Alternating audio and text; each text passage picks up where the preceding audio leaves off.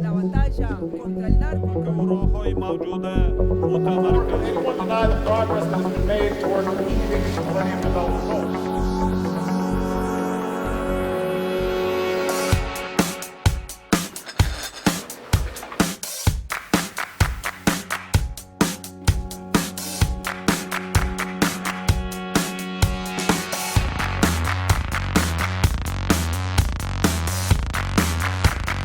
How are you?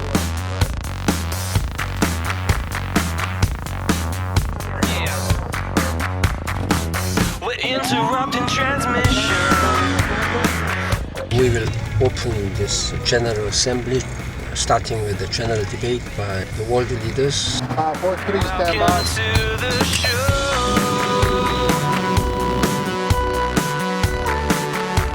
We're all set to go.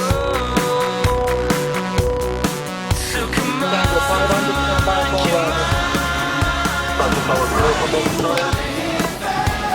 I'm waiting, sir. We're ready to go. We're ready. That boy.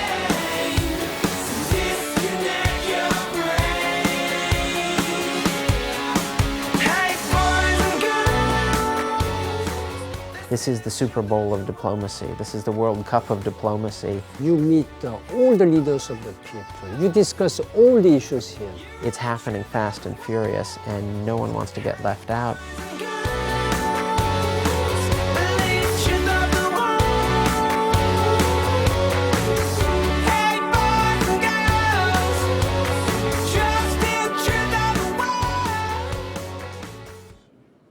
Monsieur le Président, Mesdames et Messieurs, les chefs d'État, as we gather today in solidarity, Those are only two changes. Those are the only two. Yeah. Every GA speech is a punctuation point. The writing process usually takes 3 or 4 days. In this case, we probably worked for 2 straight weeks. So on Thursday morning at 9 o'clock, when the Secretary General steps before the cameras of the world, it will be showtime.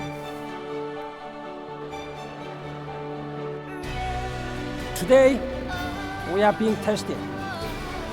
In all we do, let us send a clear message. There can be no peace without justice. Cette planète nous devrons sans doute I refuse to accept that view. pionera y cultural. Feminicide.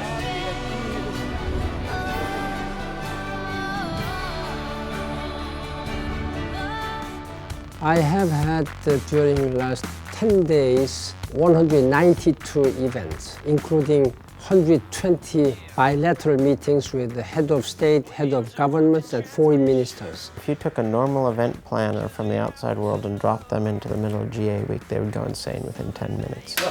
Just in time. It's controlled chaos. I chaired the high-level meeting on Pakistan, high-level meeting on Sudan and Somalia.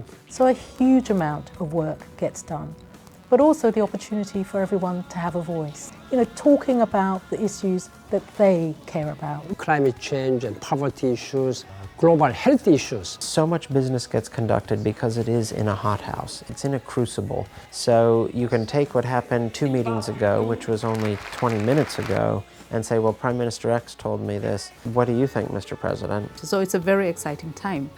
But on the other hand, it means a lot of preparation. People work almost around the clock. Not just the things that you see in terms of the speeches that get delivered, but the stuff that goes on behind the scenes, you know, those who are working to translate documents, those who work just to make sure that people are in the right place, the security and everything else. And all of that leads to some really concrete outcomes. The Secretary General launched his global strategy on women's and children's health. We were able to mobilize $40 billion to reduce the mortality of women and the children who have been dying from preventable diseases.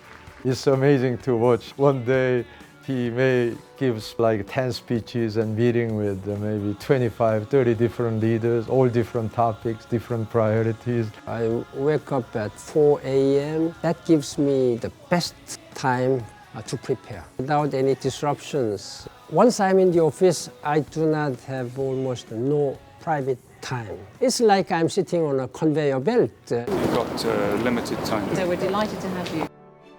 I have very limited time with my family members, unfortunately. I'm here with my youngest granddaughter. I am immensely grateful to my wife, my children, who have been very patient, understanding my situation. He has 192 constituencies that he needs to look after, 192 nations with interests that he must fairly reflect. When I was a young child like you, there was no classrooms for me. I used to study outside on dirt. My background as a person who was born in a very poor country, whose country has risen as one of the 10th world economic power, then I can play a bridge role between developing and developed countries. I start every day, every morning, as if this is the first day in my office as Secretary General. He keeps pushing for the small progress that sooner or later he knows will lead to big progress, even breakthroughs. Thank you very much, Excellency. We have to show to the world UN not only talks but also delivers. Each time I have met those young people who seemingly wouldn't have any hope, but who really wanted to have a hope from me, then you cannot but be humble. How United Nations can do more for them.